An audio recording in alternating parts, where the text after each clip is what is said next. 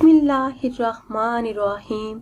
Viewers, आज की video में लफ्ज़ जनाब के बारे में आपको बताएंगे कि लफ्ज़ जनाब का आखिर मतलब क्या है। किसी ज़माने में लफ्ज़ जनाब गाली होती थी। उर्दू ज़ुबान के कुछ ऐसे अल्फाज हैं कि इनका हर हर्फ बड़ा बामानी होता है। मिसाल के तौर पर एक जगह पर कुछ अंग्रेजी ख्वाह लोग थे। वो दीनी तुलबा को बहुत तंग करते थे।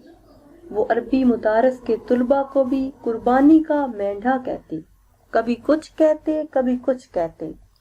एक दिन वो सब तुलबा मिल बैठे और कहने लगे कि अंग्रेजी ख्वाह लोगों के लिए कोई ऐसा लफ्ज़ बनाएं जिसमें इनकी सारी सिफात आ जाएं। उन्होंने एक दूसरे से कहा कि इनमें होता क्या है। एक ने कहा कि इनमें बड़ी जहालत होती है।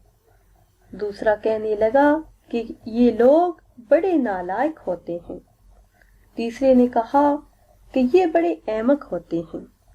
चौथा बोला, ये तो बड़े बेवकूफ होते हैं। इसके बाद उन्होंने कहा कि ये सब बातें ठीक हैं, हम इन चारों अल्फाज के पहले हर्फ को लेकर एक लफ्ज़ बनाते हैं। चनाचे उन्होंने एक लफ्ज़ बनाया जनाब। जीम से जाहिल, नून से नालायक, अलिफ से अहमक, बे से बेवकूफ़। इसके बाद उन्होंने हर अंग्रेज़ी ख्वाह को जनाब कहना शुरू कर दिया।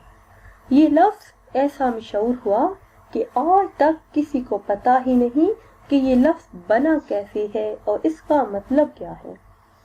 सब एक दूसरे को जनाब कहते फिरते हैं।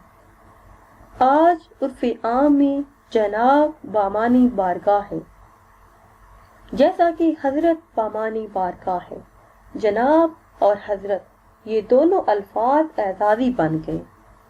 अल्लाह का शुक्र है कि आजकल अंग्रेजी पढ़े लिखे भी खूब दीनदारी में आगे बढ़ चुके हैं।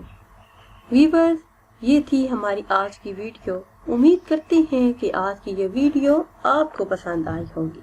अगर ये वीडियो आपको पसंद आई है तो इसे शेयर करें और लाइक करें और नई वीडियो के लिए हमारे चैनल को सब्सक्राइब करना ना भूलिए। फिर हाजिर होंगे, इजाज़त दीजिए। अल्लाह हाफिज़।